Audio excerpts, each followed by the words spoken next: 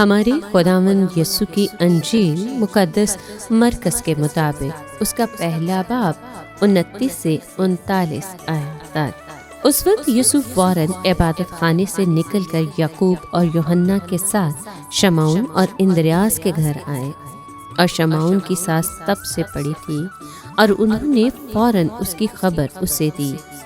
اس نے پاس جا کر اور اس کا ہاتھ پکڑ کر اسے اٹھایا، اور اس کی تب اسی دم اتر گئی اور وہ ان کی خدمت کرنے لگی۔ شام کو جب سورج ڈوب گیا تو لوگ سب بیماروں اور آسیب زدوں کو اس کے پاس لائے، اور سارا شہر دروازے پر جمع ہو گیا۔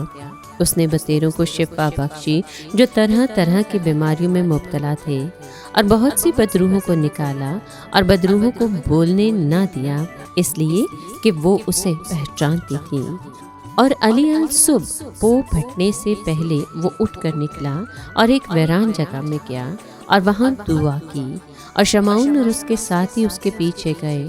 جب انہوں نے اسے پایا تو کہا کہ تجھے سب ڈھونڈ رہے ہیں، اور اس نے ان سے کہا، آؤ ہم اور کہیں آس پاس کے شہروں میں چلیں تاکہ میں وہاں بھی منادی کروں، کیونکہ میں اسی لیے آیا ہوں۔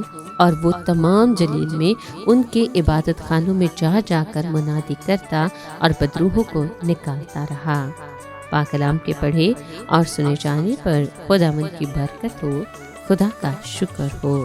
عزیز دوستو، آج کا کلام یسوع کی زندگی اور خدمت کے 3 اہم پہلوؤں کو ظاہر کرتا ہے: شفا، شفقت اور دعا۔ سب سے پہلے یسوع نے شمعون کی سانس کی تب کو فوراً شفا دی۔ اس نے نہ صرف بیماری کو دور کیا بلکہ محبت اور چھونے کے ذریعے بحالی کا حقیقی عمل دکھایا۔ یہ ہمیں سکھاتا ہے کہ خدا کی طاقت ہر جسمانی اور روحانی ضرورت کو پورا کر سکتی ہے، اور وہ ہمیشہ فوری اور مہربان ہے۔ شفا حاصل کرنے والے نے فوراً خدمت شروع کر دی۔ یہ ظاہر کرتا ہے کہ حقیقی شفا انسان کو دوسروں کی خدمت کی طرف لے جاتی ہے۔ شام ہوتے ہی سارا شہر یسوع کے پاس آیا۔ لوگ اپنی بیماریاں اور روحانی مسائل لے کر آئے۔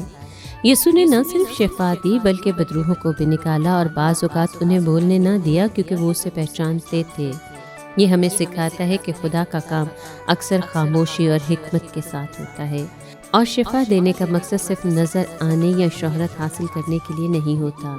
سب سے اہم سبق یہ ہے کہ یسوع صبح سویرے اٹھ کر ویران جگہ میں دعا کرنے گیا۔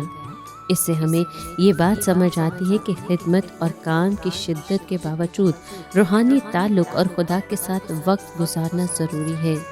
دعا یسوع کی طاقت، حکمت اور محبت کا سرچشمہ تھی۔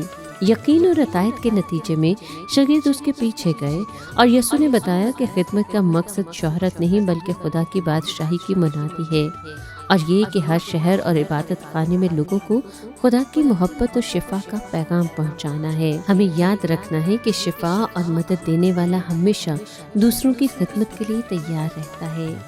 خدا کی طاقت فوری اور مہربان ہے، مگر اسے حکمت اور دعا کے ساتھ استعمال کرنا ضروری ہے۔